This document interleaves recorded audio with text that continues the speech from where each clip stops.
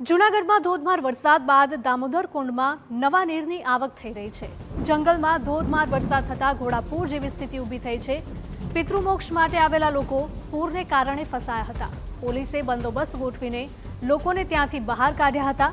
પવિત્ર શ્રાવણ માસનો આજે છેલ્લો દિવસ એટલે કે ભાદરવી અમાસ છે, ત્યારે અહીં હજારોની સંખ્યામાં ભાવિકોનું ઘોડાપૂર ઉમટ્યું છે। નરસિંહ મહેતાના પિતાના શ્રાદ્ધનું તર્પણ આ દામોદર કુંડમાં કરવામાં આવ્યું હતું। ભાવિકો પોતાના પિતૃના મોક્ષ અર્થે પીપળે પાણી ઢોળ કરીને મોક્ષની પ્રાર્થના કરે છે। ભાવિકો પાણી ઢોળ કરતા સમયે ગિરનારના જંગલમાં ધોધમાર વરસાદ પડતા દામોદર કુંડમાં ઘોડાપૂર આવ્યું।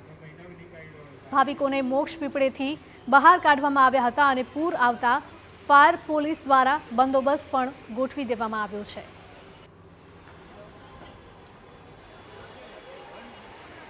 આજે અમાસ એટલે સર્વપિતૃ અમાસ, જે શ્રાવણ મહિનાનો છેલ્લો દિવસ, જેની ઓળખ ભાદરવી અમાસ તરીકે થાય છે। એટલે પિતૃઓના માટે બહુ મહત્વનો આખા વર્ષનો કોઈ મોટો દિવસ હોય તે ભાદરવી અમાસ છે। એટલે આજ મધ્યરાત્રિથી ભાવિકો આ તીર્થે ઉમટી પડ્યા છે।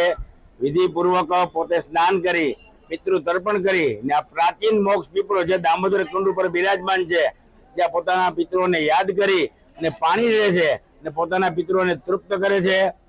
નો છેલ્લો દિવસ અને શનિ અમાવસ્યા એટલે પિતૃમોક્ષનો સૌથી મોટો દિવસ।